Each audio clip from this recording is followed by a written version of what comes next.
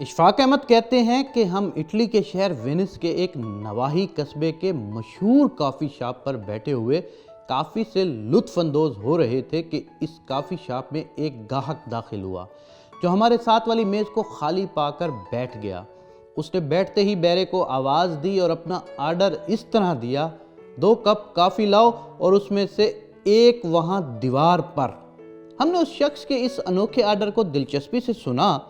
بیرے نے آرڈر کی تعمیل کرتے ہوئے محض 1 کپ کافی اس کے سامنے لا کر رکھ دی۔ اس نے کافی کا وہ کپ پیا مگر پیسے 2 کے ادا کیے۔ اس گاہک کے جاتے ہی بیرے نے دیوار پر جا کر ایک ورق چسپاں کیا جس پر لکھا تھا 1 کافی کپ۔ ہمارے وہاں بیٹھے بیٹھے 2 گاہک اور آئے جنہوں نے 3 کپ کافی کا آرڈر کیا، 2 ان کی میز پر اور 1 دیوار پر۔ انہوں نے 2 ہی کپ پیے مگر 3 کپ کی ادائیگی کی اور چلتے بنے۔ ان کے جانے کے بعد بھی بیرے نے وہی کیا، دیوار پر ایک اور ورق چسپاں کر دیا جس پر لکھا تھا 1 کپ کافی۔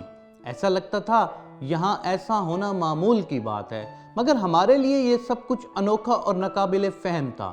کچھ دیر بعد ایک شخص اندر داخل ہوا جس کے کپڑے اس کافی شاپ کی حیثیت اور یہاں کے ماحول سے قطعی میل نہیں کر رہے تھے۔ غربت اس شخص کے چہرے پر عیاں تھی۔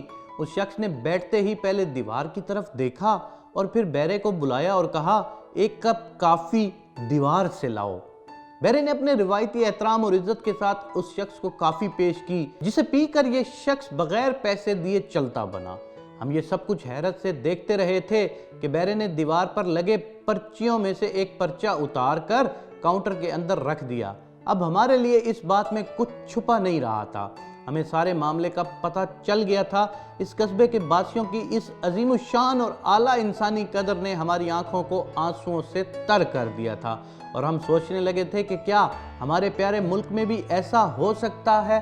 جیسے آپ نے دیکھا کہ اٹلی کے شہر وینس میں ایک کافی شاپ میں اشفاق احمد صاحب کہتے ہیں کہ جب کوئی بھی بندہ وہاں پر تشریف لاتا اور وہ کافی کا آرڈر دیتا تو وہ اپنے ساتھ ایک ایکسٹرا کافی کا آرڈر دیتا تھا، کیونکہ وہ خود کو صاحب حیثیت جو بندہ سمجھتا ہے وہاں کے اس اصول کے مطابق 1 کی بجائے 2 کافی کپ کا آرڈر دیتا ہے۔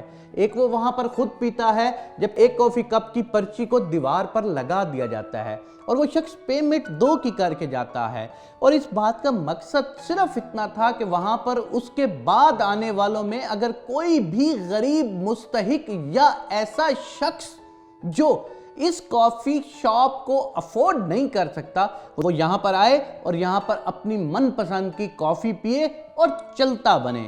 کتنا خوبصورت سسٹم ہے نا کہ ہمارے ہاں تو ایسا ہوتا ہے کہ امیر لوگ ہوٹلوں میں جا کر کھانا کھاتے ہیں، چائے پیتے ہیں، کافی پیتے ہیں، جبکہ غریب باہر بھیک مانگ رہے ہوتے ہیں۔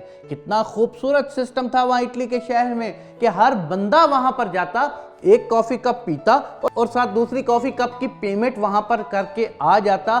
اس طرح کے عمل سے وہاں پر جو غریب لوگ ہیں یا کم استطاعت والے لوگ ہیں جو اس چیز کو افورڈ نہیں کر سکتے، ان کے اندر کی عزت، ان کے اندر کا انسان، ان کے اندر کا ضمیر بھی مطمئن رہتا ہے، اور جب وہاں پر دے کر جاتا ہے اس کا ضمیر بھی مطمئن رہتا ہے، اور اللہ کی طرف سے اس کو اس کی انعام و اکرام بھی پیش ہوتا ہے۔ کیوں؟ کیونکہ ہم لوگوں نے دکھاوے کو اپنی زندگی کا حصہ بنا لیا ہے۔ جب تک ہم کسی کو دکھاوا کر کے پے نہیں کرتے، دکھاوا کر کے ادا نہیں کرتے، دکھاوا کر کے کسی کو کچھ دیتے نہیں ہیں، ہم سمجھتے ہیں ہم نے نیکی کی نہیں ہے۔ نیکی کرنے کا اصل طریقہ ہی یہ ہے کہ دینے والے کو یہ پتہ نہ ہو کہ لے کون رہا ہے، اور لینے والے کو یہ پتہ نہ ہو کہ دے کون رہا ہے۔ اس میں برکت انتہا کی ہے۔ جو ہمارے سسٹم تھے، جو ہمارے اسلام کے طور طریقے تھے، اس کو غیر مسلموں نے اپنا لیا ہے، اور ہمارے اسلام کے طور طریقوں کو مسلمانوں نے بھلا دیا ہے۔ کتنا خوبصورت سسٹم ہے نا یہ کافی شاپ کا۔